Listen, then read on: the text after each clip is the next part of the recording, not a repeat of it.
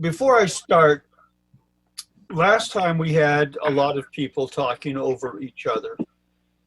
What I request is that one person at a time speaks. If you want to speak, please raise your hand. Either the good old-fashioned way if you can, or I believe somewhere on here is a little raise your hand symbol. It would be nice if we could remain calm and unexcited I'll just raise my hand. about things. There are to be no personal slurs. So with that, I will call the meeting to order with a roll call. Fran Newton, Here. Kathleen DeWolf, Here. Alan Silly, Here. Jamie Lyford, Here. Eli Badger's here. I got all five of us, I hope. Okay, first up is minutes from 5/4/2020. Does anybody have, there's a hand I see. Yes, Kathleen. Page 2, line 17, insert new police admin between police and cruiser.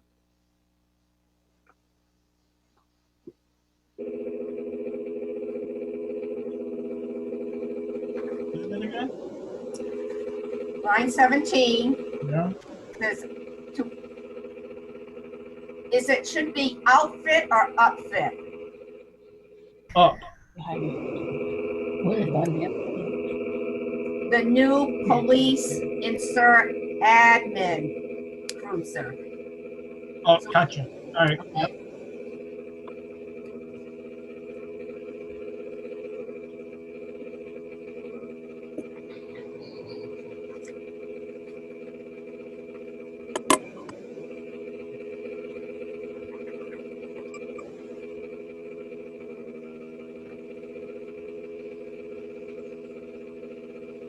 Who has interference in the background?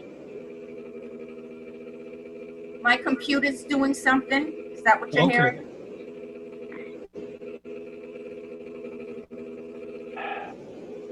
Do I hear, is there anything else, Kathleen? Nope, that's all I found. In that case, yes, Fran. Motion to approve the minutes as amended. Do I hear a second? I'll second it. Oh, we didn't raise our hands. It's okay, I can see you, as long as I can see you. Roll call, Alan Silly, Yes. Kathleen DeWolf, Aye.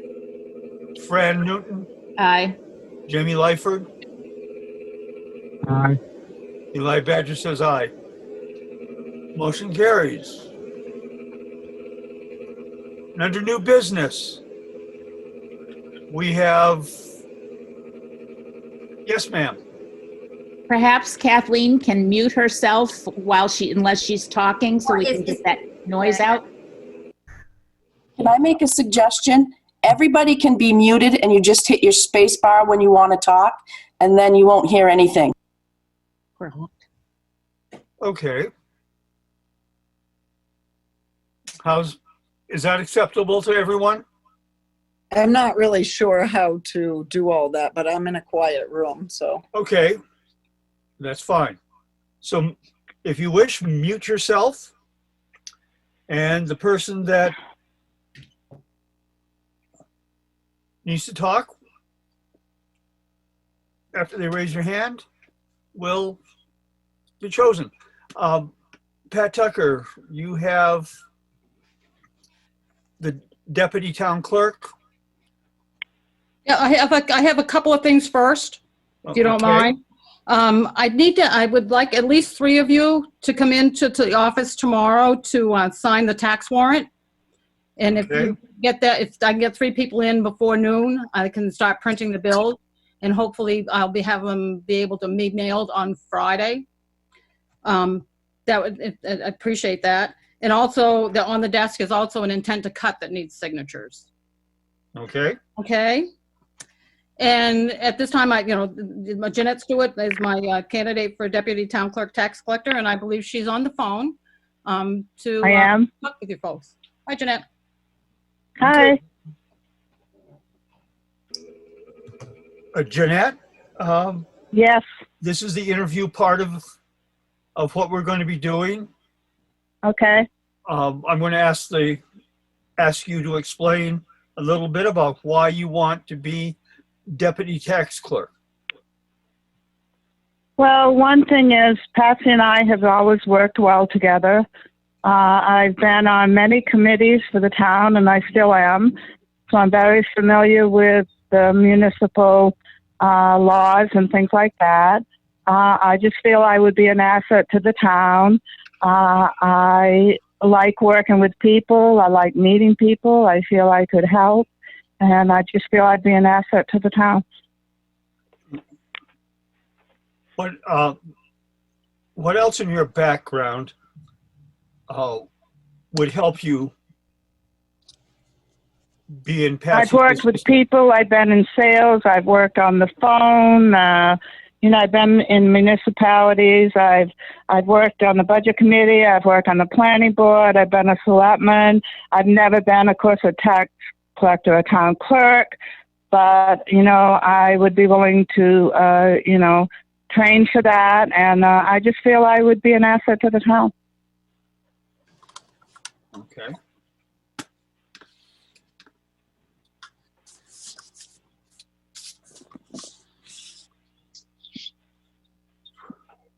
Do we have any I questions? don't know how Patsy feels. Does Patsy have anything to say? Well, she's the one that's bringing you forward. So if her reasoning behind bringing you forward would always be something that we'd want to hear. Right. But I didn't know if she had anything to say. I don't know. I mean, my candidate is, I have to work closely with the people and with the person, and she's my choice to work closely with. Okay. Members of the board, do you have any questions for Ms. Stewart?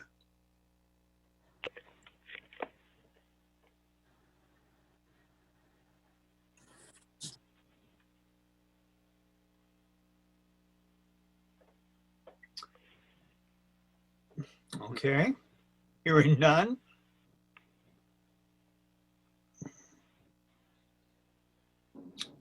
We shall vote on this.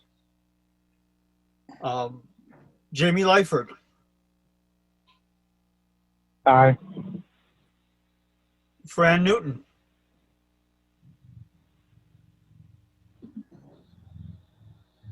Don't you have to have a motion to recommend her first before you have a vote? oh, okay, you're Thank you. probably, you're right.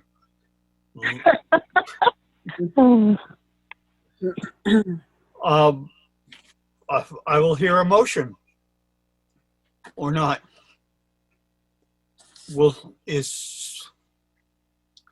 make accept that the motion. You'll make the motion to accept Jeanette Stewart as Assistant Town Clerk Tax Collector. Correct. Okay. Actually, Well- Charlie, it's not assistant, it's deputy, isn't it? Deputy. Deputy. Deputy, that's right. Do I hear a second? Second. Any discussion?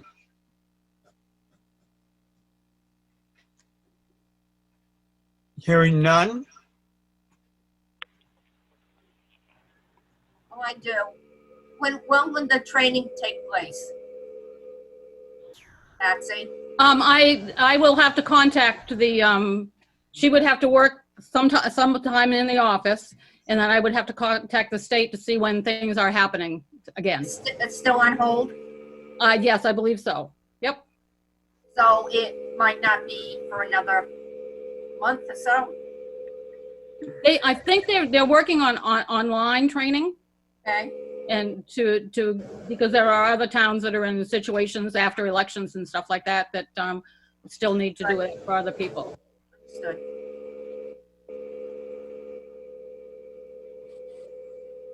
Any other questions? Any other part of discussion?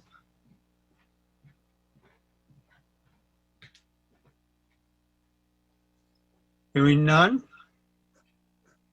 We'll start with Alan Silly. Aye. Kathleen DeWolf. Nay. Francis Newton. Nay. Jamie Lyford. Aye.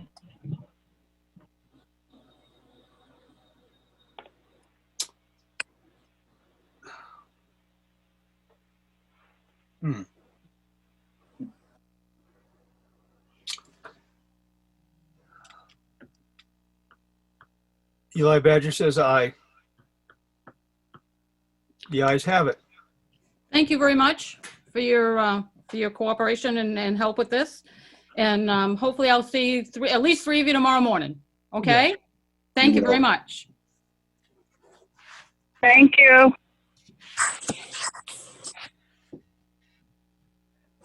Next up is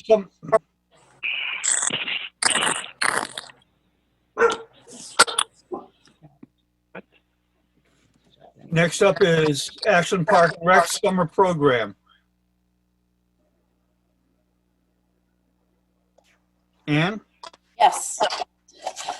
I sent you guys a paper kind of explaining what I wanted to do. I wanted to go ahead with getting things ready for at least the beach at this time.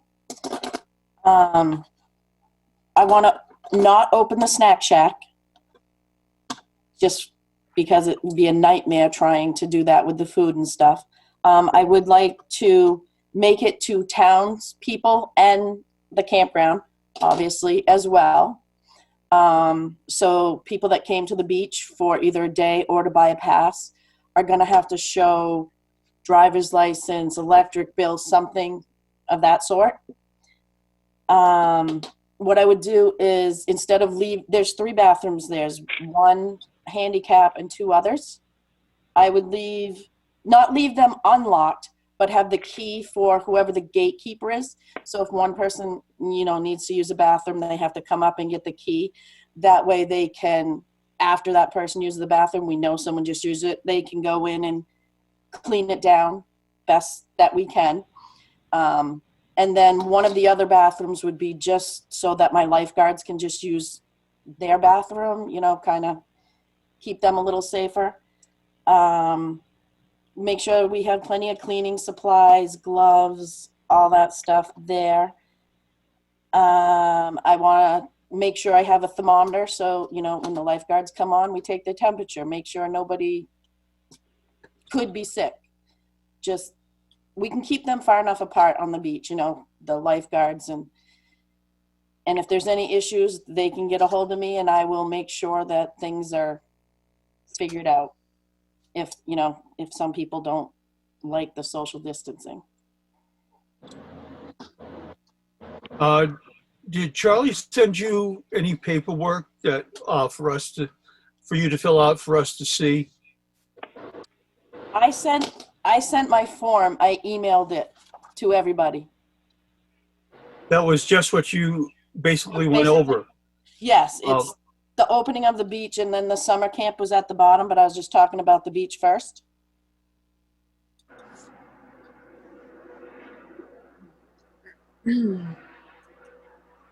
I thought he sent you something else. Well, I'll find it later. What questions do we? Yes, Fran. Are there going to be any recommendations or requirements for masking? Well, I figured that they were going to be far enough away from each other, my lifeguards, far enough away from each other.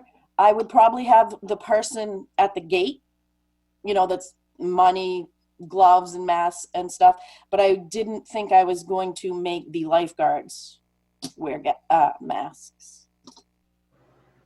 And I don't know if with the 6 feet and being an open area if, you know, making people on the beaches wear masks. Fran still, then Kathleen. No, I mean, I appreciate that, but maybe at least a recommendation that one should consider masks when they're, you know, on the Well, beach. I would put like a paper up as they come in explaining, you know, everything that's going on, why we're doing this, and, you know, the recommendation is if you're out socially to wear masks, but, you know, I don't know if people will do that at the beach, going into the water. And No, that's fine. I just think that the suggestion ought to be up. You're right, you can enforce it. But especially, you know, if we have campers from Massachusetts or whatever, you know, we just need to be concerned, or we just need to be cognizant of the recommendations, and the beachgoers should be aware of it as well. yes. Are you having, Anne, excuse me, Kathleen DeWolf?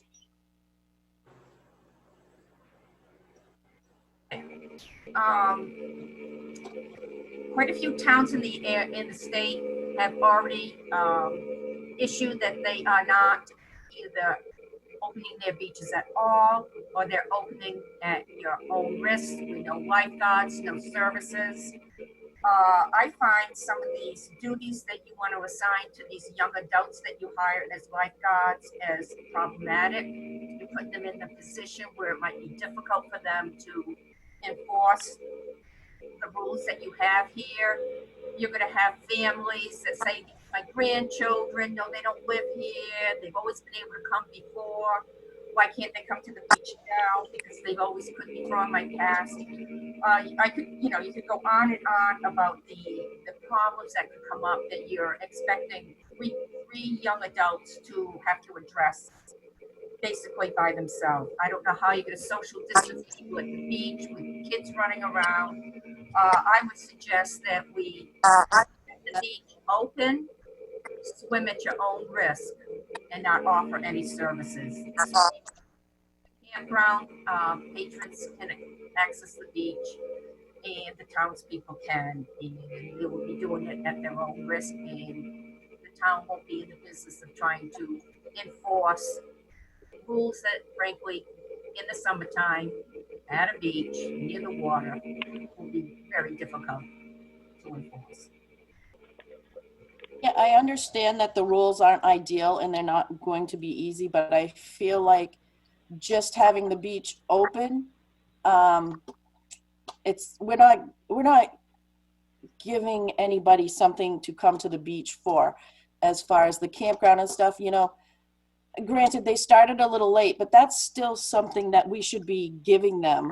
They should be able to have lifeguards when they're at the beach. That's why I said them and townspeople only. I feel like the townspeople if they come with their family, they're going to stay in their own little cluster type. And again, I'm available. If I'm at the ballpark, if wherever, depending on how things are going, it literally takes how long to get from the ballpark to the beach, and they can call me at any time. And I don't have a problem talking to whatever the issue is that's going on there.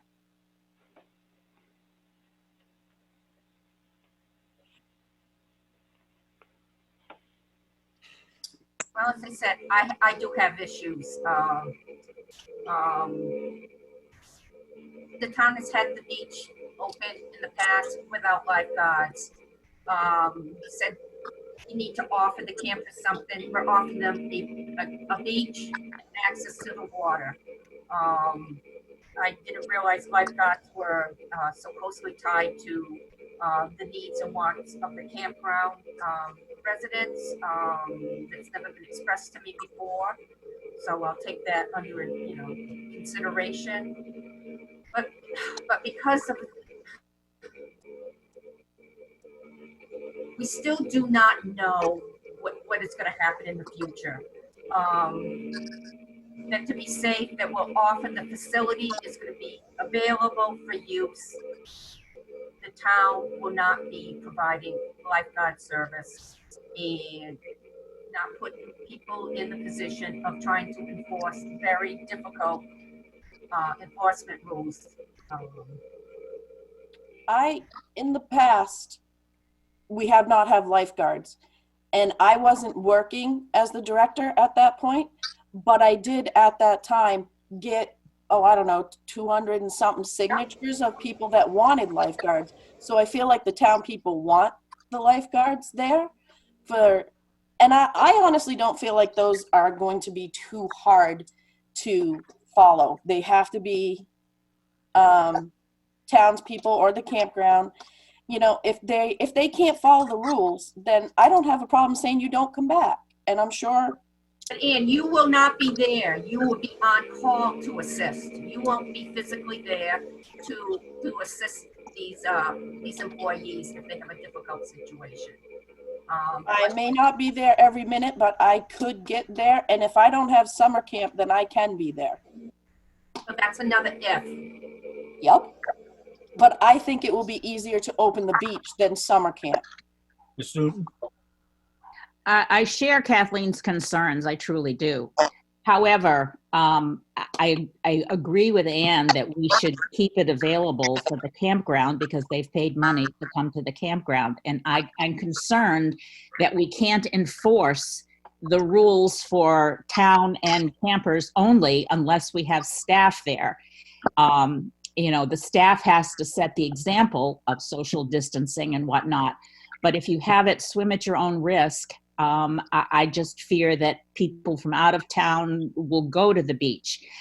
I would prefer it be closed altogether, but I don't think that that's realistic at this point. But it's not a huge beach, but the staff should be very careful and set an example for social distancing. And that's why I suggested even masks on occasion so that we can control who has access to the beach. Again, I totally share Kathleen's concerns.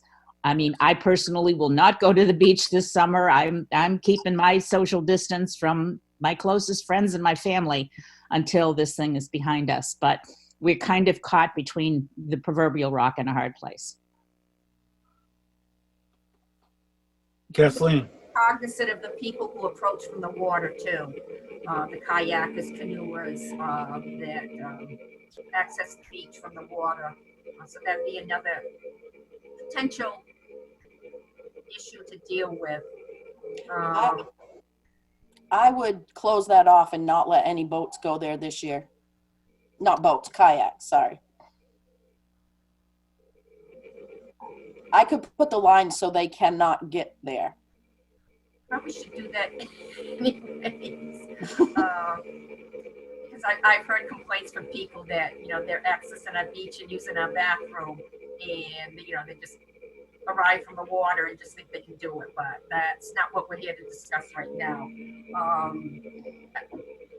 Still, my main concern is the people who you hire to staff, you are putting them in, and I know they're all young adults, and usually they're female. I am very uncomfortable with leaving these people in the position where they probably could be confronted with some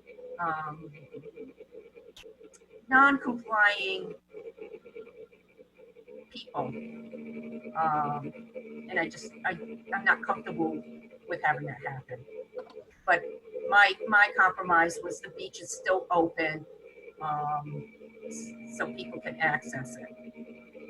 I don't think we'll find a perfect solution at all. Yes, Fran? I understand, again, your concerns, but I think we also need to be prepared to close down the beach if we find, I mean, there are those out there who are very angry about these restrictions, if you will. And we're apt to find somebody who, you know, is wanting to violate it. We need to be prepared to close down the beach totally if we find that we can't control. I'm hoping that doesn't happen. And I'm hoping that the town has enough respect for what's going on that they will abide by the rules. But just be prepared that, you know, we need to be prepared to close it down should the worst case happen.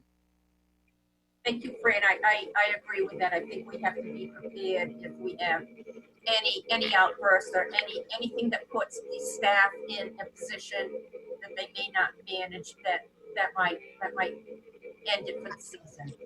Absolutely. I totally agree with that. And, you know, when I get this out there, if you agree to it, any place we put it, I will make sure people know, you know, we're doing this for you. You have to take responsibility. If you can't, I feel like kids, if you can't handle the responsibility, then we'll take it away.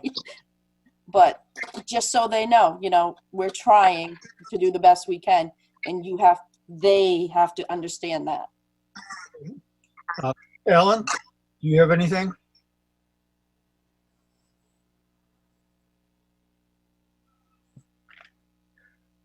I could go along with both Kathleen and Fran.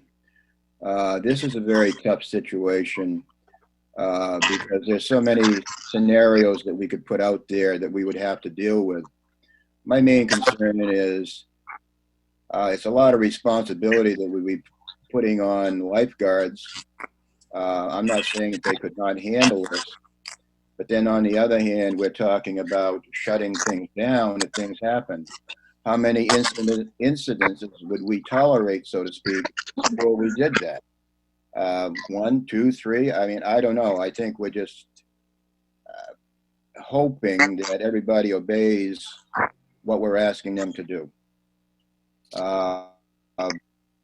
I've been thinking about this, obviously, for quite a bit, actually, just in discussion today.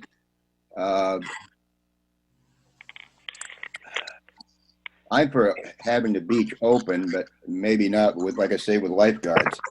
I know that only solves half the problem, so to speak, but that's where I am at the moment. Jamie? I'm not sure if I agree with having the beach open for the summer at this point, but I definitely don't think we should be putting our lifeguards and employees at risk of confrontation.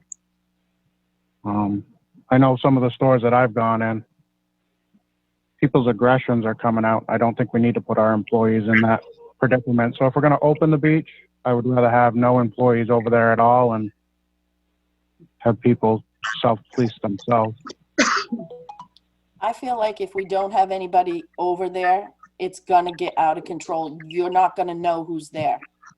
There could be 50 people from Massachusetts that this is the first beach no one's at, and no one's stopping them to go to. That's my opinion. But there's other towns with beaches that also don't have lifeguards that won't be monitored. So if we have to go that route, I would go with closing the beach for the summer.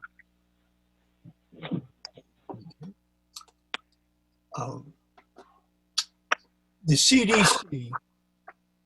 I would suggest that, like we've had to do on other issues, we probably need to put this off until the next directive sometime in June. I know that puts you in the position of maybe having employees, but you see, we're all deeply conflicted about this. And I don't want to feel pressured right now at this date to make a decision. Okay.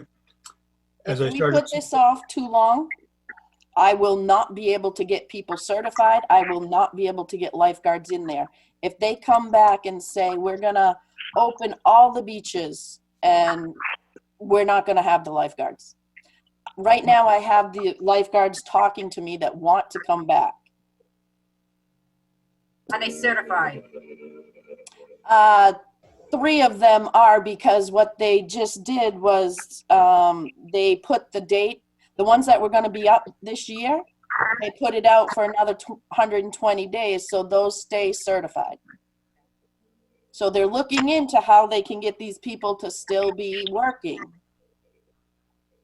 Okay. I'm going to raise my hand and I'll recognize myself at this point. The CDC just set out some guidelines for campgrounds, for camps, for summer camps. with pools, with fresh water. I would like to see, before we decide to open, I would like to see some sort of real plan of how we are going to handle the incidents that could be coming. I am not opposed to opening the beach, but I don't feel that we're there yet. I would suggest that people take a look at the CDC requirements, suggestions, and we talk about it one more time. It's either that, I have read what you put in place, Anne, or want to put in place or want to do, and I don't think it's comprehensive enough.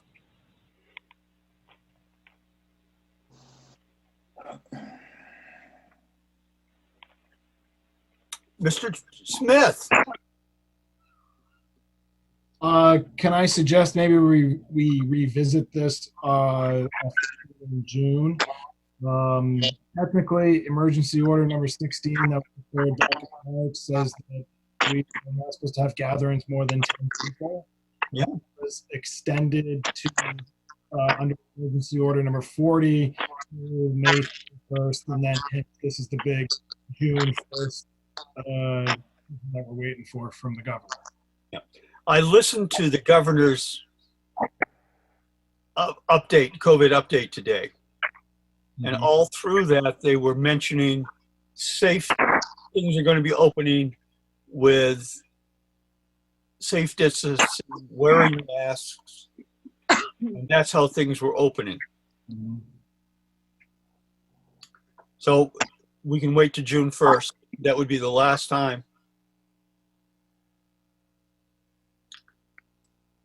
Is that enough time, Ann, to work on the plan? I don't know. If not, then it seems like everybody wants to close it anyway, so we could just close it. That's not true, Ann. That was not the statement that everybody wants it closed. We all express different points of view. Mhm. And yes, it's difficult. You're in a difficult position now, but we're all in a difficult position. We have to think of the big picture and keep people as safe as possible, staff possible. And basically, we're all playing this by ear. We're doing the best that we can in a situation that none of us had to deal with before, and whether we like it or not, that's how we have to proceed. And Right. some people are disappointed.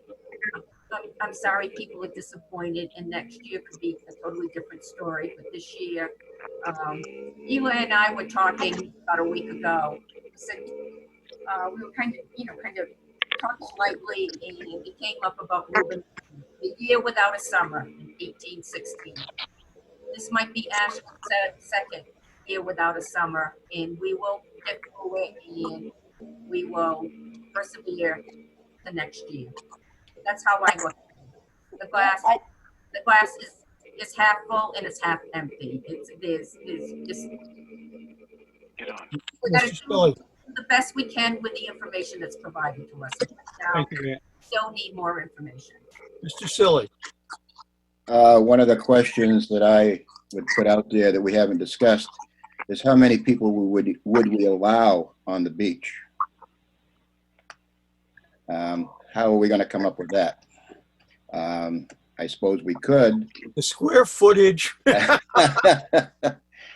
would be something that I won't say would be rather hard to enforce, but not impossible, but not done easily. Right. My concern is, okay, if we don't open the beach and we just say no lifeguards, but the campers can go down and use the beach because that's part of their package, so to speak, with the campground. what's going to stop different people, other people coming and making it unbearable? Because, if there's nobody there controlling what's going on, people are going to do just what they feel like doing. And that the snack shack, even when it's been closed, the doors are shut. They've been kicked in to the bathrooms and stuff. So and I know we have cameras, but they don't see all the way around the backside. So I feel like we need to have somebody there to try. Is it going to be perfect? No. Am I going to be there yelling at people? Probably a lot. Being called over there. And I personally, if I get called over, you're not listening to my lifeguard, you are asked to leave. Not for today, you're done. Because that's the way it needs to be.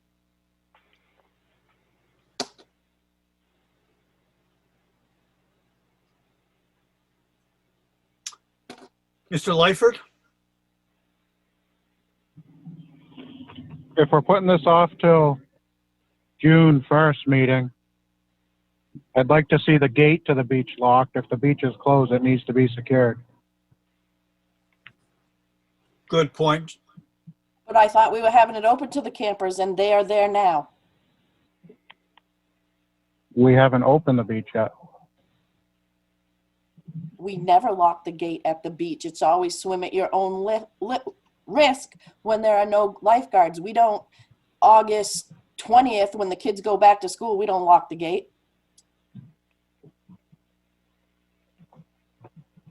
So right now there's no lifeguards there and everything's fine until the kids come in and then we put lifeguards there.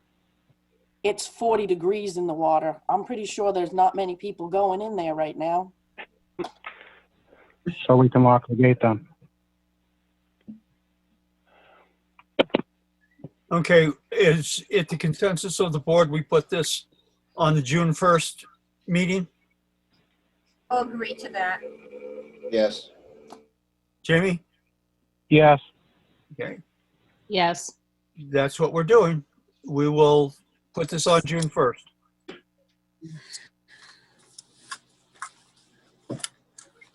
And what about summer camp? I will start off on that, Ann. At this point, I'm not in favor of opening summer camp. I think it would be much harder to run summer camp than the beach. Uh, Just because the 1-to-10 ratio, not more than 10 people in a group right now. Yep. That's going to make it so there's 8 kids, because I would not put 1 adult with kids because you need 2 adults just for legal matters. Yep. So that, I don't want to not have camp, but I'm having a hard time figuring out how to make that work with the space at the Booster Club, with no place to take the kids for, their Friday trips. I am wondering how you would enforce 6 feet between each of the children. We wouldn't. Ms. Newton. So I think Ann answered her question. Excuse Ms. me. Newton first. I agree. I think, as much as I hate to see it, I think we need to cancel summer camp. The schools were canceled for the rest of the year. It is a shame, but these are not normal times, and I don't think it's possible to have any kind of a meaningful experience with a bunch of kids and keep social distancing. I think the best thing to do is cancel. Mr. Wolf? I think Ann answered her own question. She doesn't want to do it, but she realizes that logistically it can't happen. So unless anybody else wants to chime in on it, maybe we should put this one to rest so Ann can focus on some of the other tasks that she is going to have to deal with.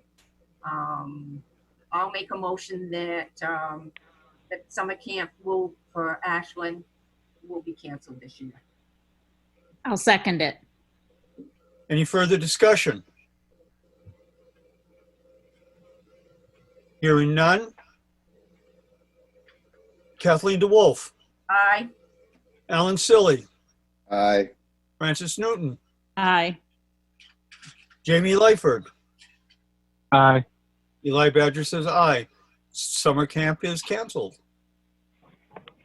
Okay.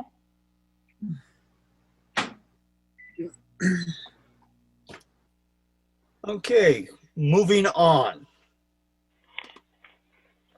We have Winona Road fence issue. Charlie, you want to bring us up to speed on that issue? I'll pass it over to Shelley, who's here in attendance. She's listed as iPhone. This is- Shelley had asked to talk with the selectmen about a fence issue. There's a neighbor who she feels that the fence is too high. Ms. Thompson, Yes. the first part of this is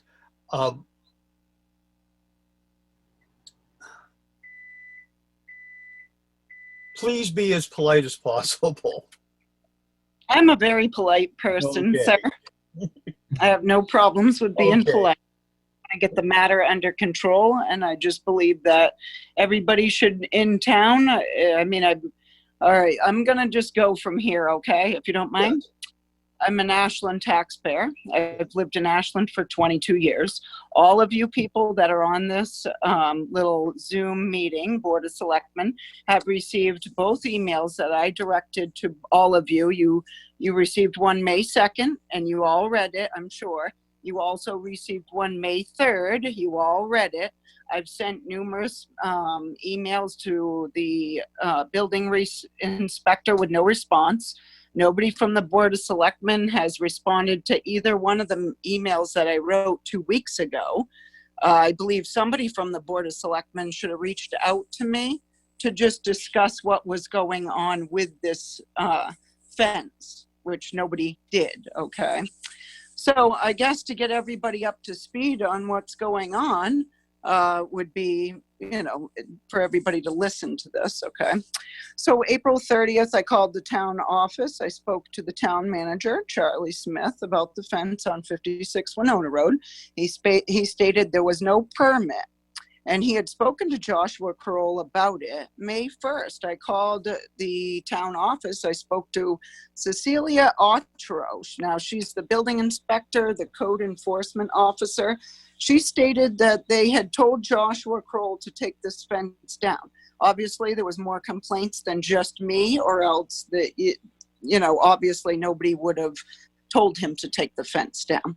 Okay, so she had also told me that too. Several occasions they had asked him to take it down. He had stated that he was not taking the fence down because he was fighting with his neighbor, which would be me. There was no initiative in place for a fine at all per day. She stated that the fence cannot be more than 6 feet tall. She also stated that the good side faces the neighbor, which is me. There was no application for a fence permit. And then I just want to bring you all up to speed on when this fence was built. This fence was put up June 14th of 2019. So it's been up for almost a year now, and nobody has taken any action on this. The fence is, obviously completely illegal, standing at 10 to 12 feet high, made out of wood. The bad side's faced out in my front yard.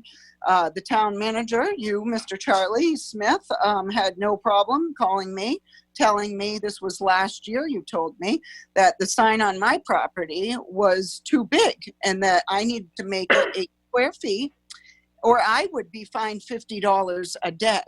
Now, I just don't understand where there's a double standard on laws, rules, regulations, and what goes on here. And then on my second email, I had stated and kind of captured the outlined different things of the zoning ordinance, okay, which the Board of Selectmen are supposed to be taking care of. Page 61 to 62, it outlines the structure. He would need a permit for this structure. Structure equals anything constructed or erected of the use of which requires location on the ground or something having location on the ground. It shall not include a minor installation such as a fence less than 6 feet tall. And also Article 7, which is administration and enforcement. So I'm just not understanding and grasping what is going on in the town of Ashland, where I've got the building inspector telling me one thing. I mean, nobody is doing what they're supposed to be doing per what the ordinance is and the guidelines of what needs to be done. So if there's something out of code, you know, this Board of Selectmen, there's between the Board of Selectmen and the town manager, they're supposed to get everything together and issue a written letter to send to them. Mind you, the fence was built June 14th, 2019. So I just wanted to know what was going on in this town and why people are being treated differently and why rules aren't being followed. Okay, I can speak to that since my name was mentioned there quite a bit. People are being treated fairly. We're not, first of all, everyone in my opinion is equal in the town. So I'm going to start right off there saying that. The second, as you said, June 14th, 2019, we lost our building inspector in July. So we went a couple months without one. The code enforcement stuff was dropped on my lap. And I'm sorry, when did you say he left? July Oh, July of last year? 2019, yep. Oh, so you never had another one until just now? Until recently. Yeah, not till, I think the end of 2019. So, Yeah. okay. And so the code enforcement stuff fell on the Board of Selectmen's lap, fell on mine. And yes, Shirley, you did have a fence that was too big. Mm-hmm. And we asked you to make sure it was in the code. And you sign, you mean? Excuse me, the sign. Yes, and you complied with that. We have informed the resident that he needs to get a building permit. We are in the process of putting that in writing. The fence is not illegal. The structure in our zoning says that basically anything over 6 feet needs a building permit. Whether or not the building inspector approves that permit, it's, subjective to the building inspector. Our new building inspectors, in my opinion, they misread that as being illegal. There's nothing in our zoning that says it is illegal. Whether or not it could be approved, that's up to the inspector again to inspect and tell us whether or not it passes.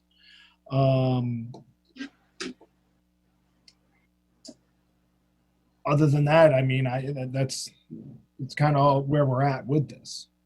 Okay, so I just want to ask, you haven't actually sent out the paper yet, and this is going dated back to April 30th is the first time I made contact with you. You haven't sent him a registered letter or anything in the mail, Joshua Carroll? The building inspector, they were sheltering in place. They weren't at the office. No. That was not my question. My question is that nobody sent Joshua Carroll of 56 Winona Road a piece of paper stating that he needs to have a building permit, or, hey, how about in the ordinance, it says that he's supposed to be fined, I believe, per day because he's got this fence up and no building permit. So nobody's actually even attempted to write anything yet? You're still working on it.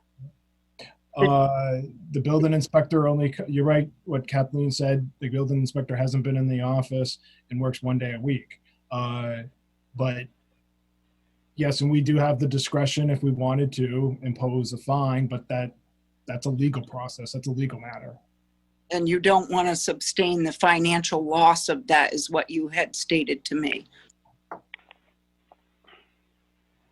Who, me? I don't want to see the town get another lawsuit. No, I don't. Well, no, but I mean, also, I'll you be know, honest, I do not. you're threatening me with a I $50 never fine per day if I didn't make my sign 8 square feet. Although, are you saying this to Joshua Kroll? Hey, Joshua Kroll, if your sign is not, your fence is not taken down, you're gonna receive a $50 a day fine. Did you say that to him? Yes. Yes. I'm verbally. sorry, what was that? Verbally, I did tell him he needed a building permit. But you didn't tell him that he was gonna get a $50 fine per day, like you did me. Oh gosh, I don't remember, ma'am. Okay, see, and that's what I'm talking about, double standards on treating people fairly in town. That's exactly what I'm talking about. I said the same thing to you, that, you know, it was a violation and that was it. No, you told me that you were gonna fine me $50 a day. I have a witness that was right there when you had made a phone call. Okay. I'm going to interrupt at this point. Ms. Thompson? Yeah. We will solve the issue. Okay, well, I'm just stating that, you know, it was over, it's almost 3 weeks ago I made contact. And Yes, the fence has been up for almost a year, and still nobody has sent a paper to him stating that he needs a building permit. Nobody's fined him, but yet I'm being threatened over a sign that's too big. It's not fair. we will take care of this issue, ma'am. That's what I'm hoping for. At what time would that be? We have to discuss a couple of things with the town manager and the building inspector, and it will be taken care of. And would somebody be getting back to me? Because I also left my address and my phone number to have somebody contact me about this issue.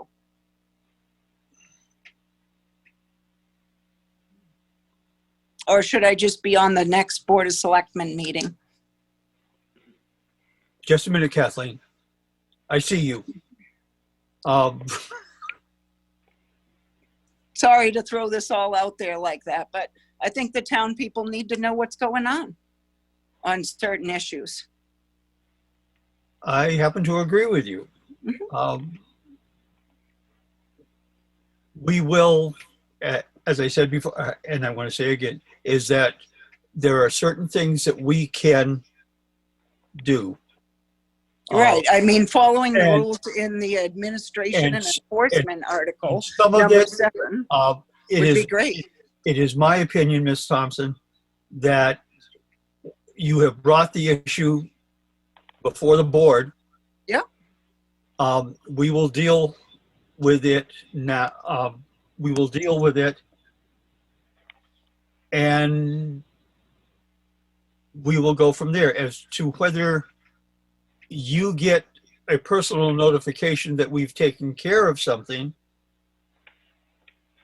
I'm not sure about the legality of that. Now, Kathleen? She mentioned that she sent out 2 emails. When was it? May? One was on May 2nd and one was on May 3rd, and all of you received it. Only a few of them bounced back because I had to put in .gov or something like that. So then, and you all received them, yes. I don't recall receiving that one. No, I have photos of all of them, so you all received them. Well, could you please send them again? Because No, I'm not sending them again. I just made contact and told you roughly exactly what they were about. You all received the emails. Charlie Smith, you received the emails, correct? I believe I did, and Kathleen, did. I'll We double spoke check. about it anyways, and I asked you if you and I'll, received them. and I'll ask the Yes. town manager to please forward me that email because I did not see that email in my New Hampshire.gov Ashland Okay. email Ms. box. I Thompson? don't know, did anybody else receive it, or am I just the only one that? I don't know. I'd have to check back. I mean, Yeah, see, and that's not that long ago, so I would remember an email from you because I'm aware that this problem has upset you greatly, so. Yes, I did send out May 2nd, May 3rd. They all went I hear through. what you're saying. I'm just Yeah. telling you. I did Sure. not receive that in my email box. Therefore, I had no occasion to discuss this with any of the other selectmen to try to find a resolution. Yeah, and that's what I was wondering, why nobody, returned my phone call or anything, so. By the way, we cannot do it alone individually. We have to meet as Oh, a okay. group to make a decision, and this is a very awkward way, as you can Oh, it is, yes. doing business. And because the building, oh gosh, ugh, it's been a long day. The building inspector lives in Massachusetts. He had to follow those stay-at-home rules as well as the ones for New Hampshire. So they were not coming to the office on Fridays. Cecilia Otro was there though, because I spoke to her. Yes, last week. It's the first time in what, almost 2 months. No, it wasn't last week. It was, I believe it was, 3 weeks ago, I believe, yeah. Well, 3 weeks is a long time Yep. with someone that has an issue, and I understand Right. that. I only saw Celia for the first time last Friday when she came to the office. So we've been working on I'm not making excuses, but this has been difficult for us to get our business done. Like I said, we have to meet. This is how we have to meet. This is how we make our decisions. I cannot email you personally and give you resolution. I cannot act alone, and neither can any of the other select board members. Okay. We make our decision as a group. But the town manager can also keep me updated or something maybe? Well, And just let me know that something within- actually has progressed? Yes, but he Yes, that's all I also- would like to know. Yeah, he Okay. works under our direction. So now that you've spoken, it's up to us to make sure that our town manager stays on top of this so we find a resolution. Thank very you. soon. Yeah, I hope that gives you I hope that makes you feel a little better because. It does. I appreciate that. I thank you very much. Yeah, because today I actually talked to legal about enforcement to double check the RSA if someone doesn't comply with the permit. And double checking the ordinance. And then we're going to, I'm drafting the letter. Because there's not a permit on file. Right. Eli? Yes. That's it. So he had any discussion with Mr. LaPlante, who was the building inspector back at the time he began this erecting this fence? Yep. We have no paper trail. We do not have any documentation in place. So if there was any verbal discussion, we don't have that. And it appears nothing was put in the file on this in any way, shape, or form with this person about this fence. So that draws a huge blank, which also leaves us in the dark. We only know what has been, what permits have been processed, what's been decided by the building inspector when they provide us with that information. And if they leave our employee and leave none of that behind, unless we hear it through the grapevine, we do not know what had happened. So yeah, we were on the loose end as a town there. But it shouldn't have gone on this long, and I think we probably could wrap up this discussion saying we all are very aware of this now. I'll have Charlie forward me those emails so I can read them personally, and I'll be discussing this with my fellow members the best that I can, that we get some resolution. Okay, I appreciate it.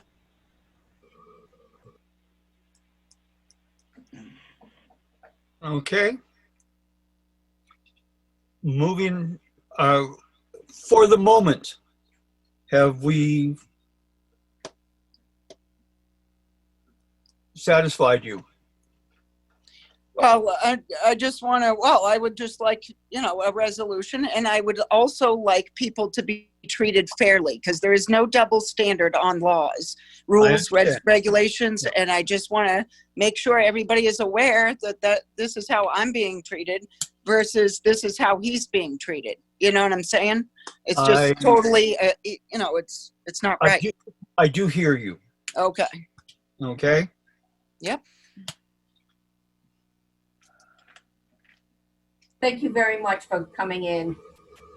Thank you for Personally, tell having me. us this. Okay. Moving on. Old business.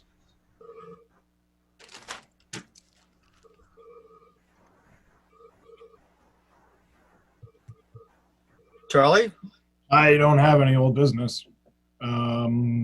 Kathleen? No, I have no old business. Fran? Yeah, Charlie, you sent out an email today trying to get a verification that the 4th of July committee is canceling the fireworks. Have you heard back from them? I heard back from Kendall Hughes, who said that he was on an EMD call today, and the governors and then we're talking about opening things up more in the coming weeks.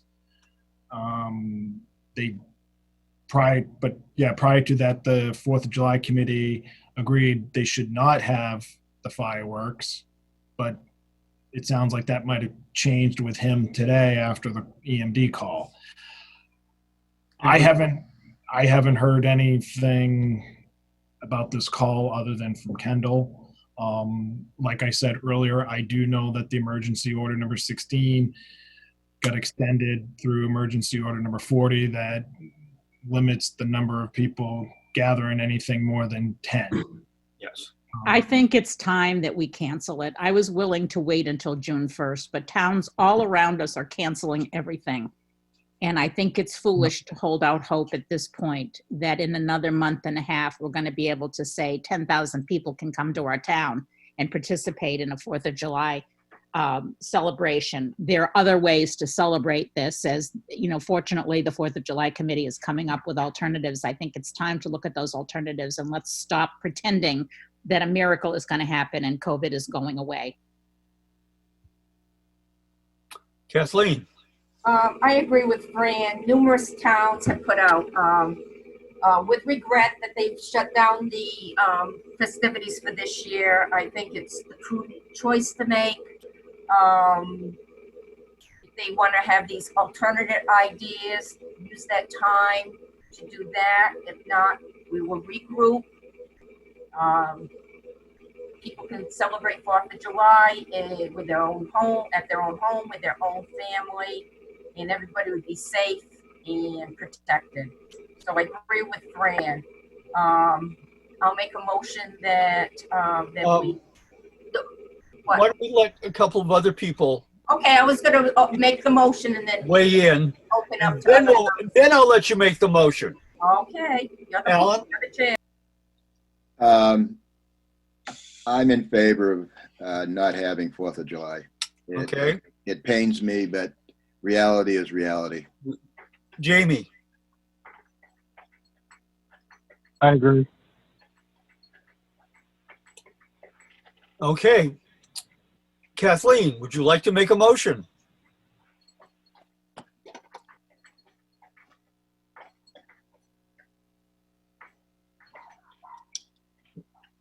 You have to unmute yourself.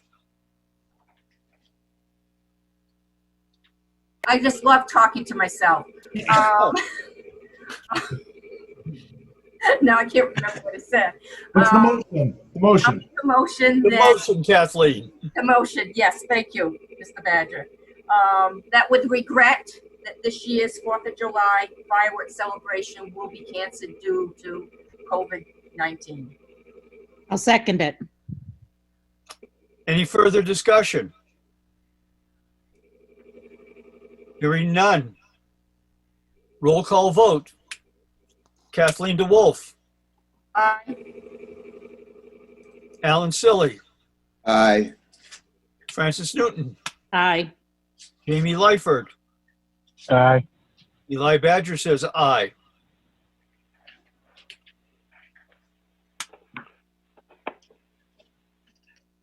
Is there any other old business that we wish to discuss? Mr. Silly? I wouldn't exactly call it old business, but a select board item. We have not discussed when and if we are going to open up town hall and utilities offices. I think we should, I don't say we have to make a decision tonight, but it has to be looked at and talked about. It just can't go on being what I call open-ended. Okay. Mr. Wolf? I agree with Alan that we have to, we need to have a plan in place. Right now, we have no plan. And it's, once again,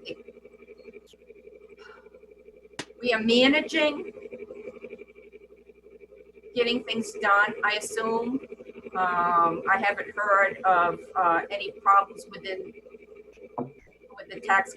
town clerk, with her managing, doing her business. But we can put, there's been some discussion that we put a plexiglass panel at the front desk, like they have at this, like at Surefine and at Hannaford, to protect the staff. Mask, the All you have hand to do is- sanitizer has always been on the counter, so saying that, I think we need to probably, at least by June 1st, the next magic date, the next benchmark, we decide when the town office and utility building will be open for business.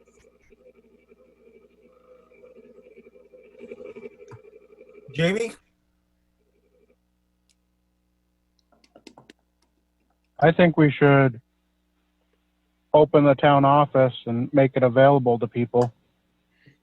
Probably the Tuesday after Labor Day seems to be when some of the town offices are open, and I think that gives us enough time to put a plexiglass shield up to protect our employees. In September? Well, then, Jamie, did I you didn't mean hear. September or I didn't hear you. did you mean Memorial Day? Yes, this next coming Tuesday. Not Labor Day, September. Okay, gotcha. yes, Fran? I would like to ask Charlie what your thoughts are. I mean, you're in the town hall, you and Patsy. So I think it's incumbent upon us to hear what your concerns are or desires are. Well, I've already had this conversation for actually the past couple of weeks with Patsy on what our next steps are that we're going to have to open. And it's not just about opening to the public, it's about the safety of our employees too. You know, how are we going to maintain the cabinets, the counters, and wipe down where we eat, what we touch, the circular flow within the office, the airflow, which is something we're working on with the windows, even long-term personal desires of the HVAC system we have here. The airflow is just not good. So, and to me, that's not completely safe for our employees, but that, I guess, is a conversation for another day. But Patsy and I at the beginning did have conversations about putting up some type of plexiglass, similar that you see at the banks and the grocery stores right about now. She personally, she says she wants to stay closed. I don't know, I guess is getting comfortable with it. I said as a follow-up, that probably can't happen forever. There hasn't been much retribution, I guess you would say, from the public. We haven't really had many complaints at all from anybody saying, why aren't you opening? Why are you constantly closed? I haven't received any complaints about it. Fran? Have you gotten any kind of estimates as to what it would take in terms of time and cost to put up a plexiglass barrier? No, I did initially talk with DPW. Craig said his guys could probably install something, but that conversation was a couple weeks ago. we'll probably revisit it. I think that's important before we consider opening it up. No matter what, we need to have that extra protection.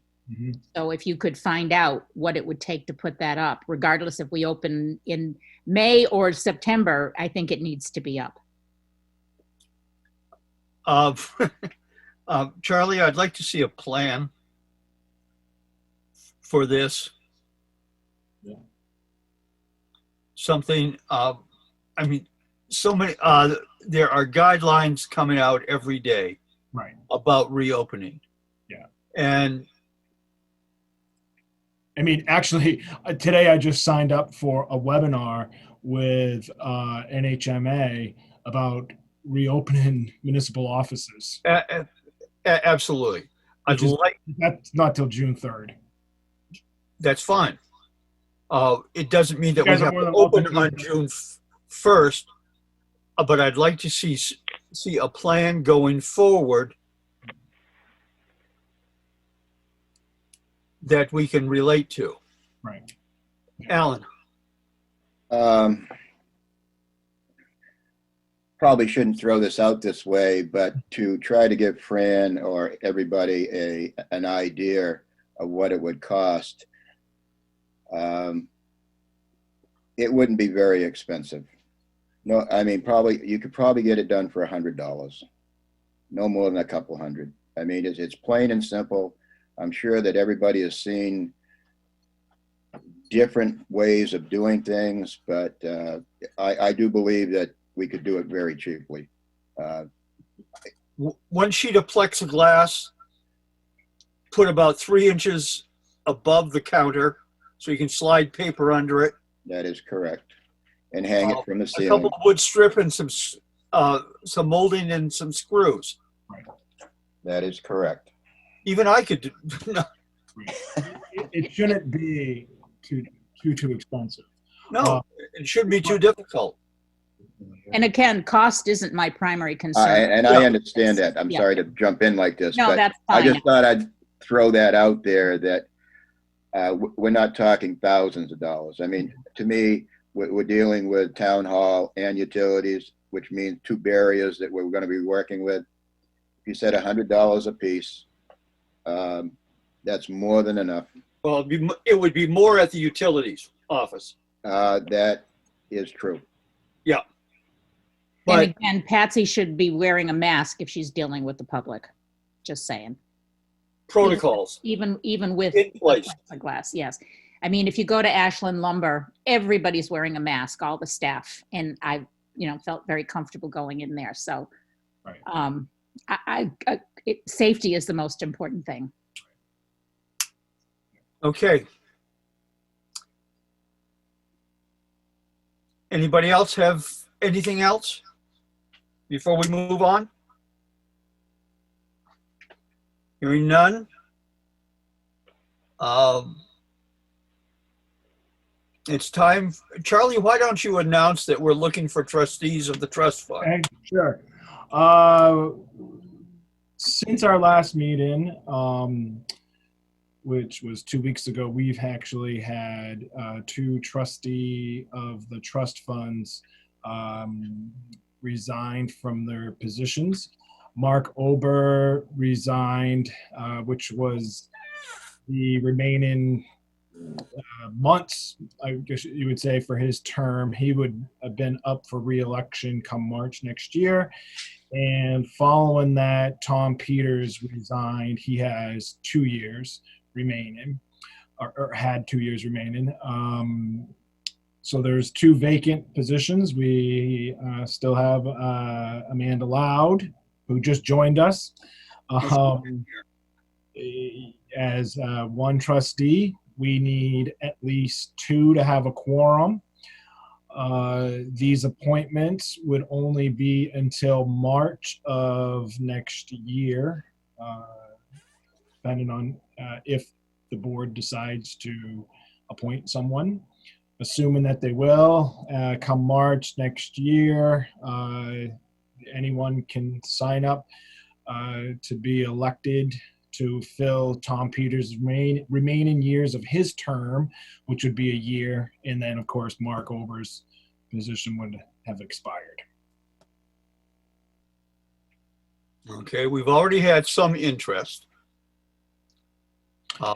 We have Okay. already received. What I'd like to do, Charlie, is take applications for the next 2 weeks and make a decision at our June meeting. Yes, Mr. Wolf.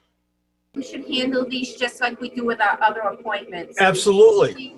The vacancies were announced tonight. There will be a 2-week period for people to fill out the application with a letter of intent for us to review before our June 1st meeting, when we will make a decision.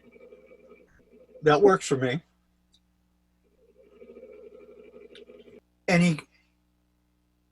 Hello, Amanda.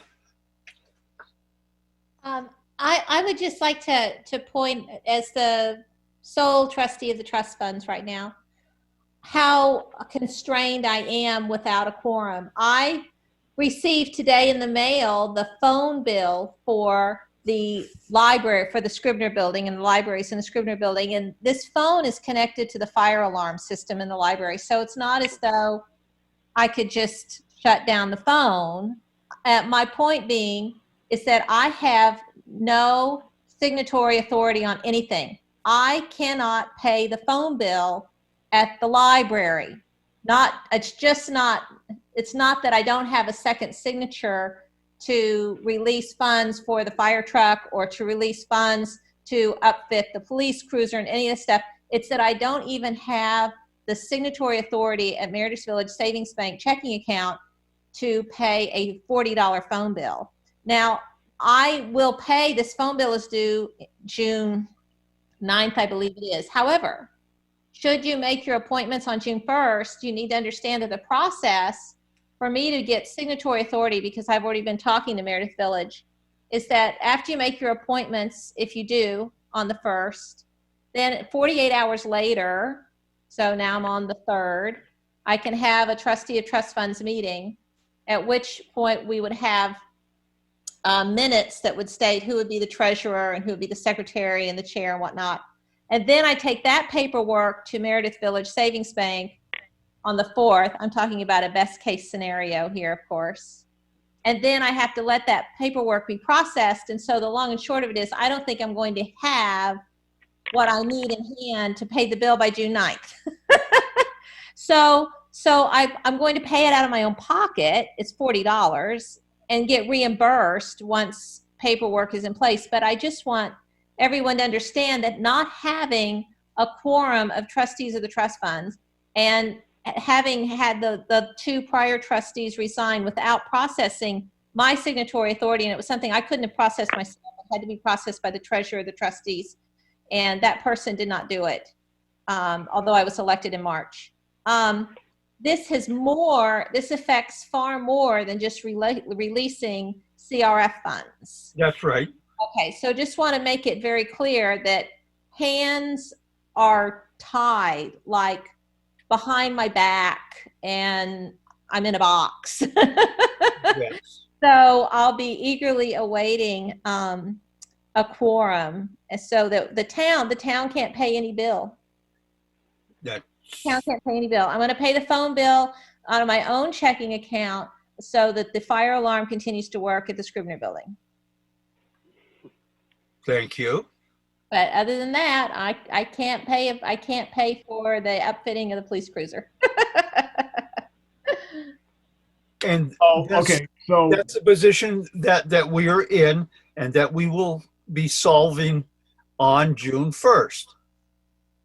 That is the quickest that we can make that decision. Sure, thank you. And I think you're doing the right process. I just want it to be very clear what the position is that the town of Ashland is in now after the resignations. And Yes. and that there is a process that goes through, and it doesn't happen tomorrow. And I understand that. Thank Yes, you. Charlie. I just wanted to clarify, we asked for reimbursement for the police cruiser, not the upfitting. We haven't asked for that one Yeah. yet. So, I mean, we already have things in line Yes. to be Yeah. reimbursed to the town. Yeah, the town paid.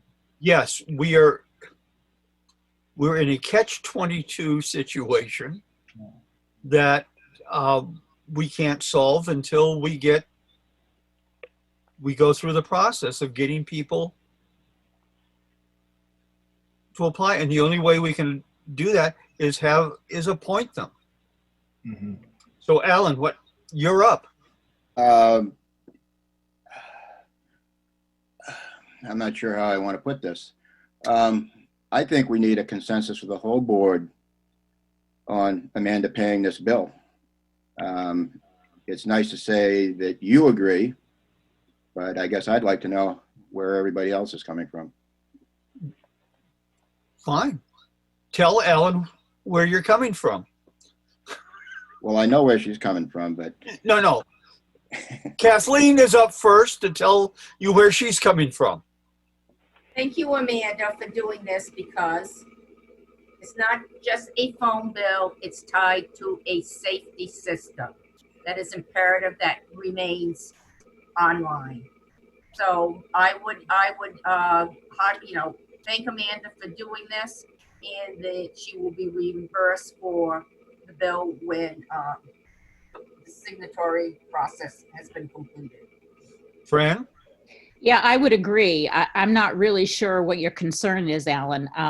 It is highly unusual to have to do this process, but given the fact that we were left high and dry with very little notice, the importance of getting this bill paid is obvious.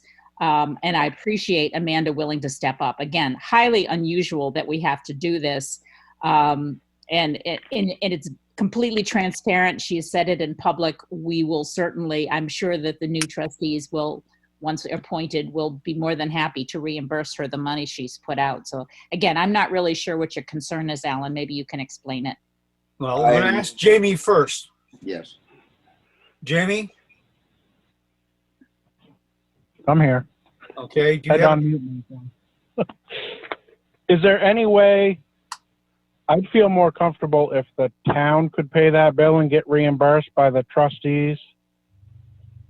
I'm not comfortable having somebody pay out of their own pocket for a bill that isn't there. Excuse me, this is Dave Rule. Could I step in?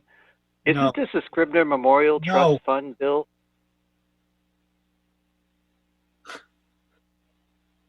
It is something that the checking account for the Scribner Memorial Trust has paid.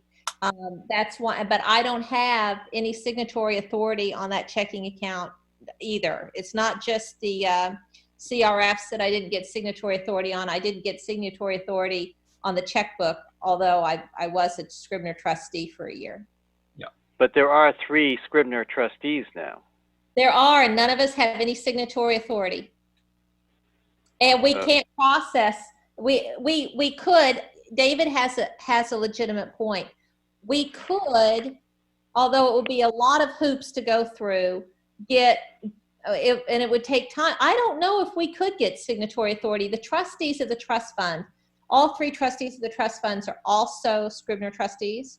And the treasurer position has historically rested with the trustee of the trust fund. And when we had our Scribner meeting last week, we voted in our minutes to delay appointing a trustee of the Scribners because that person we would want also to be the trustee of the trust funds because of the nature of paying all the bills kind of and having the treasurer position be consolidated because there's both the Scribner reports that's done as well as trustee of the trust funds reports. We felt at the time that would be the most streamlined way to go. It has the way it's been done in the past, and it did make sense. So we did get have appointed a secretary and a chair, but we did not also appoint a trustee for the Scribner Trust at that time. Now, if we don't, we could appoint a treasurer for the Scribner Trust. You know, we're having a meeting Monday. But again, it's a paperwork processing time. And I don't know if we would get everything through with, Memorial Day is Monday, but I don't know how quickly that paperwork would process at Meritage Village Savings Bank to get one of us to be able to sign on the checkbook. Amanda, when is this bill due? June 9th. I believe it's June 9th. I'm pretty sure. What happens if we don't pay it on time? Well, I'm going to make an assumption that there's a process to having your phone line cut off and that it wouldn't be instant. But as Kathleen pointed out, and as I pointed out, this is not just a phone to have a landline in the building. The phone is connected to the alarm system and there's a fire alarm. But when would they cut off the The phone? phone, I have no idea. line? I can call Call them. Consolidated and find out what the situation is on paying. I happen to work closely with the National Electric Department, and the governor, they also put an emergency order saying at least 6 months you can't just turn people off their utilities. This National Electric can't, if you like. Well, Yeah. if you Charlie, don't, you knew right where I was going. I walked right into What that. happens is that we make a late payment and nobody has to pay out of pocket. That's fair. It was only a $40 bill, so I figured. I understand, And but I a couple of members may have concerns, and I do too. I agree with that. and I think that we have solved the problem. Will do. Okay.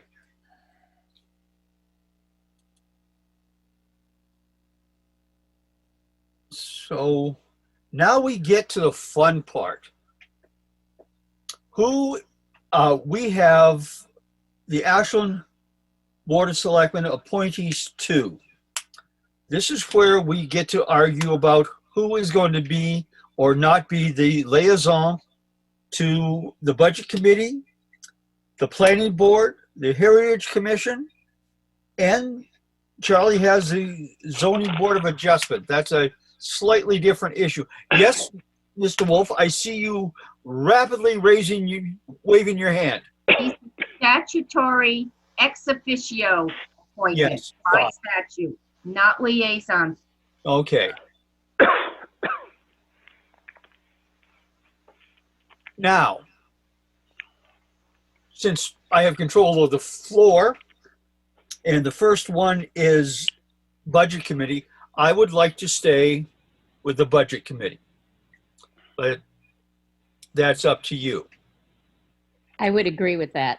Me too. I as well. Okay. Do we want to do this by consensus or by vote? I think consensus. Okay, that's Mr. Lyford. I agree. Okay. I think that there should be an alternate on the Budget Committee. Who wants to step up for that? I would I do it. will, Ely. Oh, Jamie wants to do it. That's fine with me. Jamie? Once Yeah. again, a consensus. Yeah, it's okay with me. Fine. Fine with me? Fran? You've already said yep. Okay, Jamie, you get to be the backup. Planning Board. I wish to remain on the planning board as the ex officio. And I would be happy to continue to be the backup, the alternate. Okay, first, we'll take the main one. Consensus on Kathleen. Yes. Yes. Yes. Yes, Kathleen. Thank you. Okay. With Fran? Fran being the alternate. Yes. Yes. Yes. Yes for me, and yeah. Okay. Heritage Commission. I will do it again. Anybody else Okay. Does that need an alternate or? By statute, no, we had an alternate because of, the way the former ex officio, which was, Lee Shops before me, she had to change the summer plan, so, she wasn't available for the meetings. So we decided to have an alternate at that time, but it's not required by statute. Okay. Does anyone want to be with the Heritage Commission?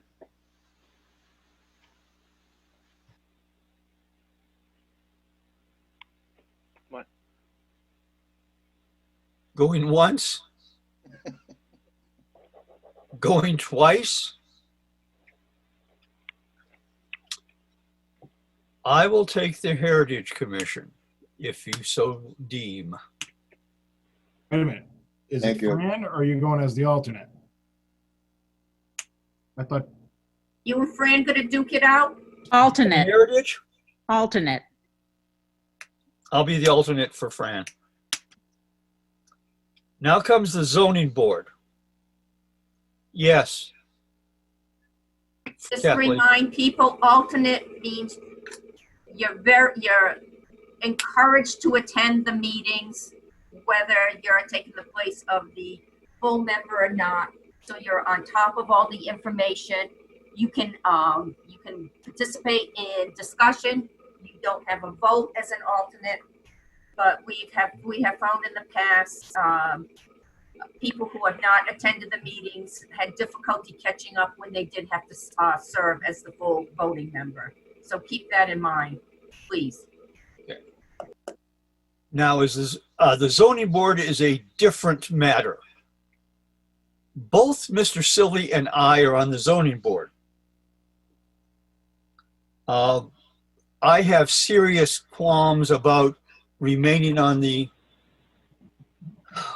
board because the liaison is my wife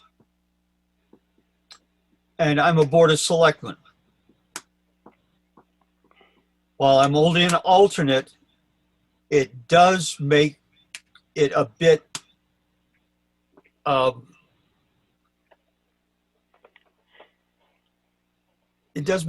sticky. And I cannot talk for Alan, but he and I both, well, I'll let you talk to Alan.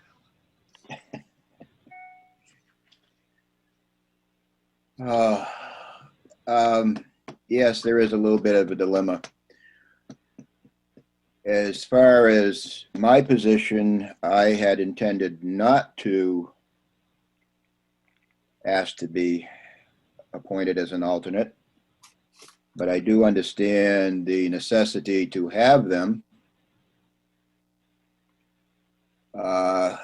There is a three-member board, would be a three-member board at present, which is a working board.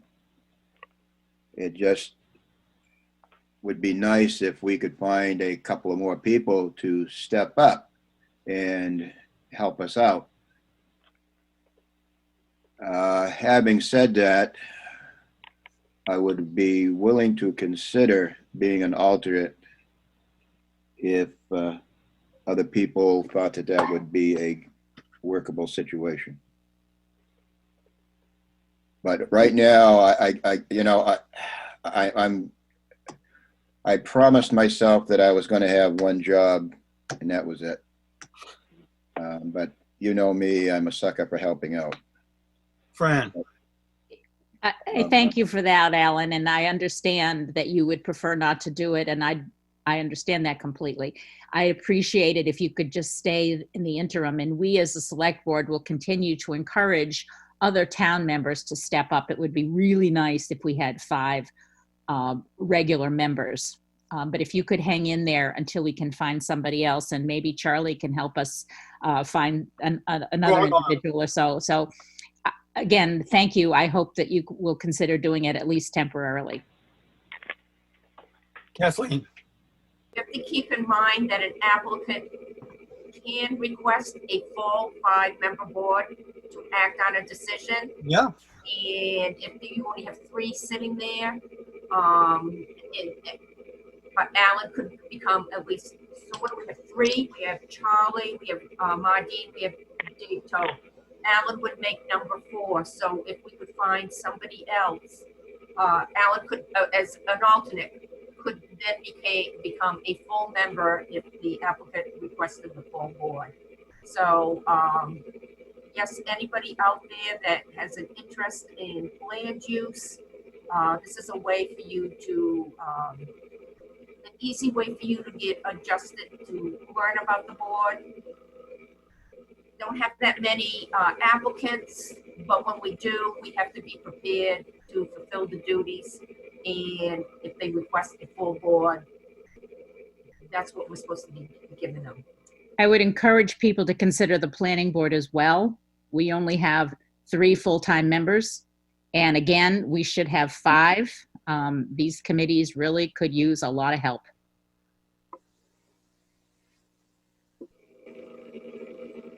okay. Is there any other business? What if we Kathleen? decided Alan will remain on the zoning board, but we are now going to appoint him as an alternate? Yes. So we need to make a motion to appoint. Make a motion. I appoint Alan Silly to be an alternate to the zoning board of adjustment. Second. Any other discussion? Hearing none? Yes? What's the term? Because wasn't he already appointed? No, I guess Alan could almost pick his term because there's no. my appointment had expired, Charlie. As has mine. You can have yours. Was it Yeah. 2 more years? No. My appointment was before I became a Board of Selectmen. Okay, because the website has Eli as term expire in 2022 and Alan expire in 2020. So we've just I reappointed him. did not re-up. So we'll reappoint Alan, but as an alternate. Yeah. Until or unless we find somebody who's willing to take his place. And I would like to I'll put in that I resign. We need that in writing, sir. I can handle that. So Alan will be a 3-year term. No, I will do a year at a time, if you don't mind. I I no, don't we're not going to create our own term limits. What is available? Alan, go for 3 and then resign if they get 2 new people. Yes. All right, I will do that. You can call it your own. So it's not complicated that, I know. We don't want to make Kathleen's head blow up. Done.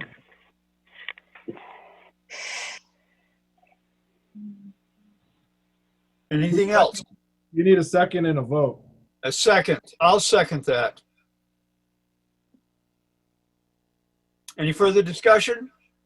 Hearing none, roll call. Yes, no, I actually have one more thing to ask. oh, wait a minute, we're in the middle of, We're in the, Ms. Thompson, we're in the middle of a vote for Mr. Silly's appointment. Okay, I just have one more thing when you guys get. Okay? Roll call. Kathleen DeWolf, aye. Fran Newton, Aye.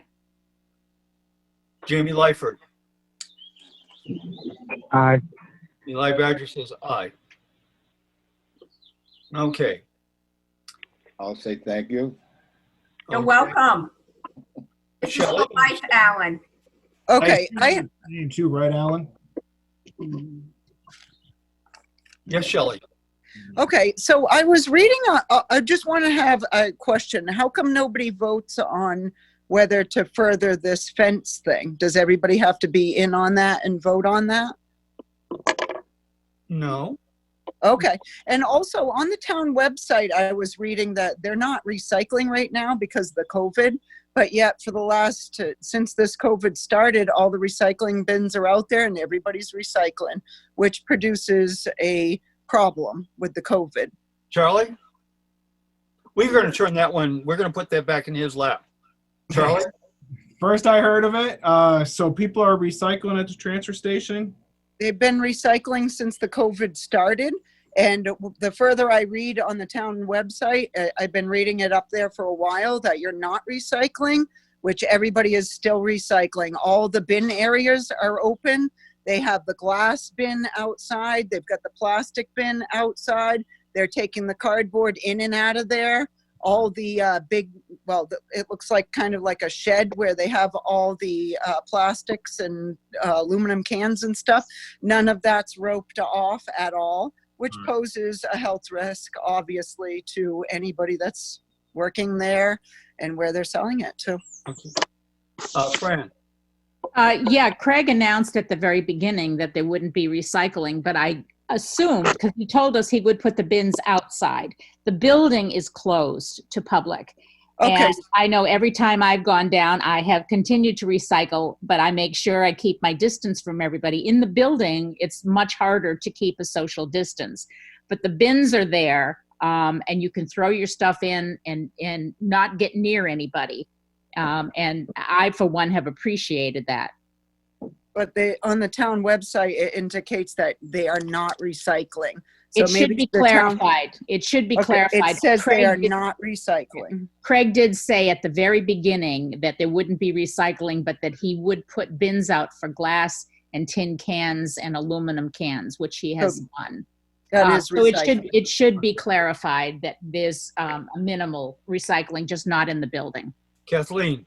I would suggest that Charlie contact Craig Moore, who's the head of the DPW, that he writes a memo that will then be given to webmasters, so it will be posted on the website and updated.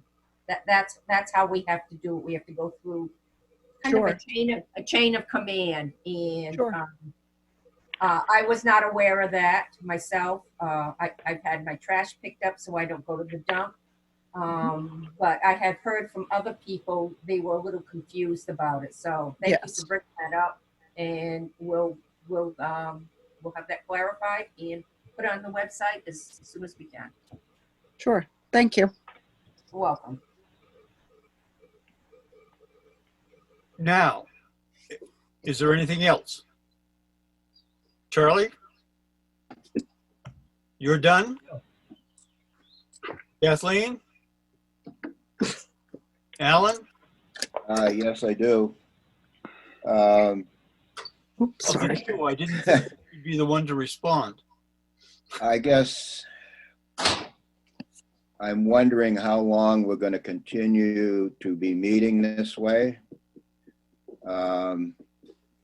We are getting things done, but it is taking a long time to do it. Sometimes my biggest thing is that we need work sessions to really get things moving in a direction that we know is going to happen sooner or later. My opinion, if we continue this way for another couple of months, we're going to be playing catch up like crazy, especially we'll be coming into the budget season. So I was just curious if we might at least discuss that, some kind of a time period. Okay, Fran? I don't think we know what the time period is yet, Alan. I share your concerns, but we still have, I mean, one of these meetings is technically a work session. We've never met more than twice a month except during budget season or for emergencies. And until or unless we have a better handle on where things are going, I do not want to see us assembling in person at this point. We can still have our work session online, but again, we're still meeting twice a month like we always have. Jamie, do you want to weigh in on this? Sure. I'd like to see, I mean, we got plenty of buildings with enough space in them where a quorum of us could meet. If somebody's not comfortable, we could have somebody call in. I'd like to see meetings start getting back to it's kind of hard on the phone to discuss stuff and go through paperwork. And so I think sometime in June, we should look at maybe meeting in person again. Fran? Let's revisit this at every meeting that we come to and see where we are. I don't think we can set a date at this point. And again, it's not just about getting a quorum. It's about if you have a public meeting, it's inviting in the public and then you get more people in. And that's what concerns me. Yes, the five of us could sit in a big room and be social distancing, but these are public meetings. And as soon as you have a public meeting in a public place, you're inviting the public in. And I don't think that we're ready to make that decision yet. And I don't see how we can pick a date until we see how things go. So let's just revisit this on June 1st and the next meeting in June or whatever. And if we have to have special meetings, we'll do that too. Kathleen? I feel for the newly elected selectmen, they had what? Did you even have one ordinary regular meeting under your belt before we went into this this process? I'm sure it's been very difficult on them. This is, even though they served as commissioners before, this is a totally different way of managing business. It's cumbersome, it's awkward, it's many things. I think I kind of agree that we should start planning what we're going to do. You probably all realize I don't like kicking the can down the road. I'd like to get at least get something in motion that we can tweak as we go along. But this, you know, the open-ended, you know, just in case what the governor said or what comes from the CDC is very trying to many of us. One thing I thought of, and I'm not sure if it meets the standard that the governor put out for 9.8 meetings, is that we could meet again if certain members of the board were not comfortable being in public. They could still Zoom. We could still offer Zoom to the public. Whether we bar them, if we can not have them enter the room, that I don't know. If that doesn't fall under the guidelines of having these remote meetings. But I think it's something that we might consider, and Charlie is usually keeping pretty up to date on everything that comes from the state. And we probably should start finding out what other towns are thinking. How are they planning on going forward? I know Charlie does have contacts with other town managers and town administrators, and you know, we need to pool our ideas. We're all in the same boat together, but we should consider some sort of plan being put into place. See, Kathleen, we can put people in waiting rooms. What? Just like that.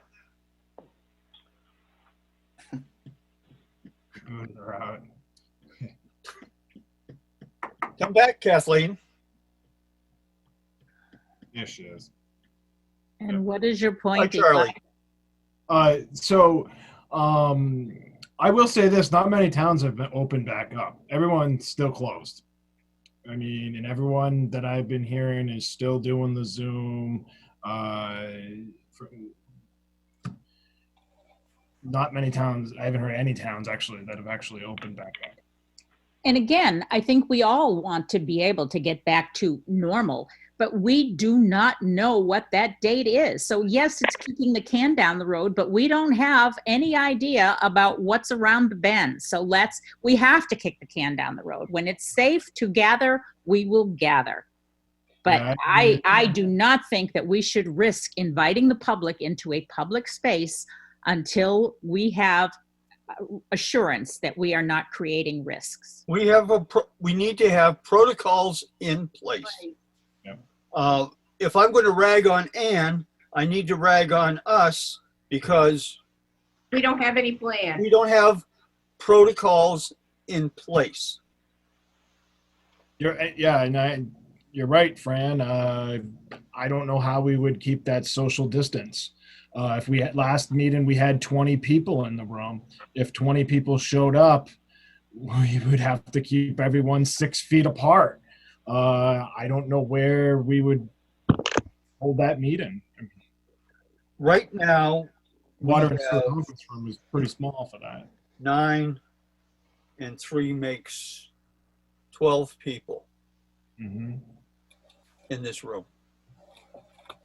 If we have 20 people at a meeting, the gym's plenty big enough to conduct a meeting with 6 feet apart.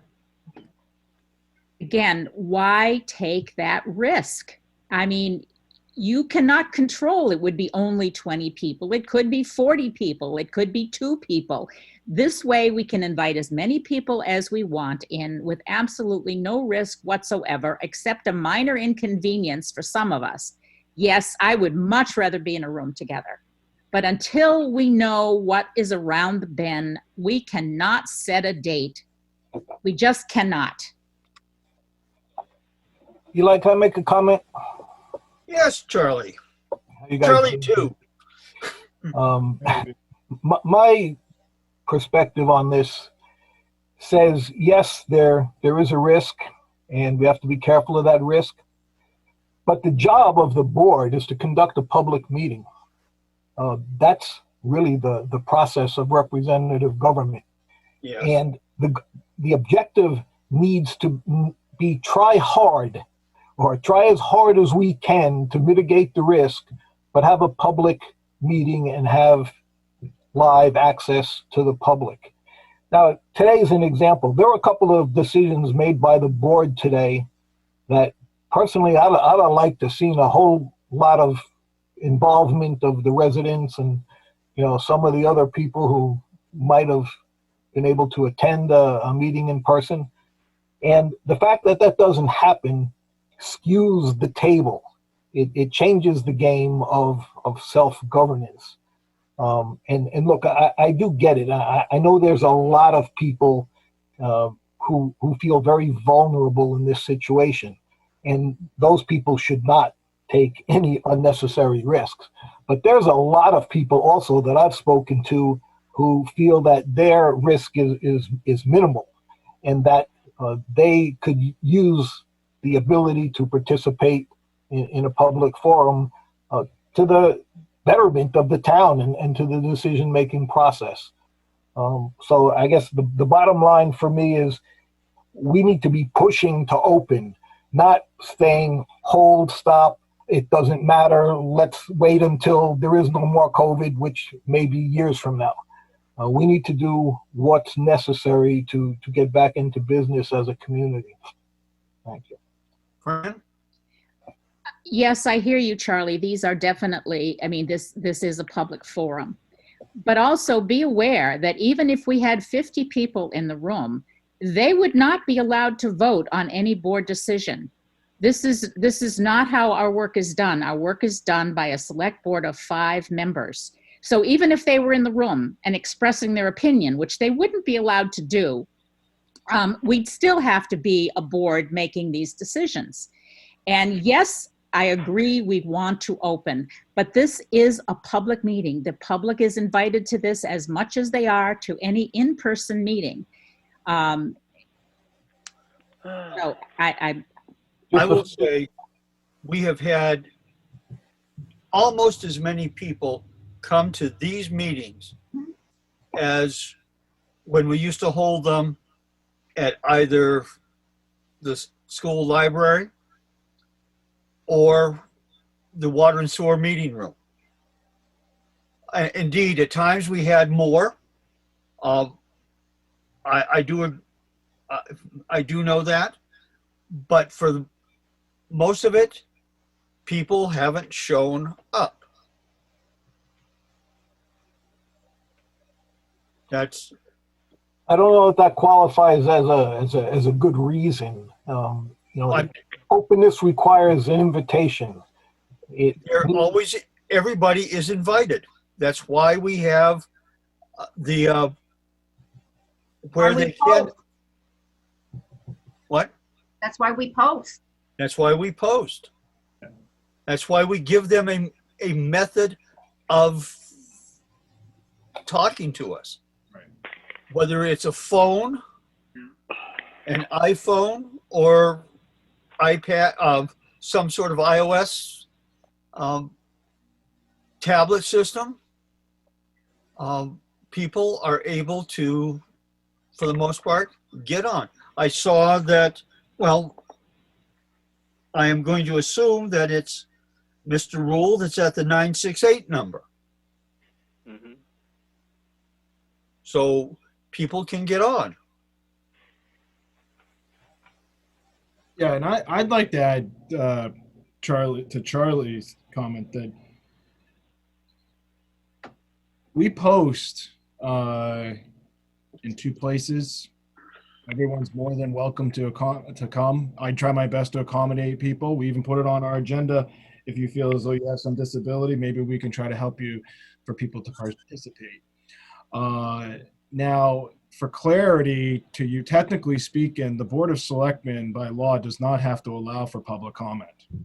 Many people, generally this board is very given and does allow for it. There's a distinct difference between a public hearing and a public meeting. A public hearing, the Board of Selectmen cannot accept public comment. The meeting, it's up to the board. I'll go back to what I said originally. I think we all read the newspaper. We get our news that if we see how other towns in the state are managing their business, share it with Charlie. Charlie has his feelers out. That was all I was putting out there was to be alert to what's going on around us, how other towns have conducted this, and have part of a plan how we could meet publicly again, whether it's a month from now, 2 months from now. We need a plan. We'll be able to then transition from this format back to our usual way of doing business. And thank you, Mr. Smith, for clarifying what these meetings are. It's for the elected Board of Selectmen to do the business of the town. It's not a, we don't have to allow people, we must allow people to attend, but we don't have to allow them to speak or opine because we're there to do the business of the town. Yeah, there's been times that we've had public comment that, yeah, flinched afterwards, but try to be as open as possible, but still, we're there to do the business of the town. And you can participate by watching us do the business of the town.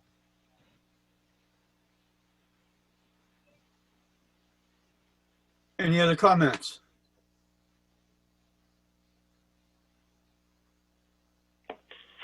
Any other business? Hearing none, I'll accept a motion. I'll make that motion. Do I hear a second? Oh, Fran's got something to say? Fran? No, second. Second. All in favor? Aye. Aye. Aye. Thank you very much.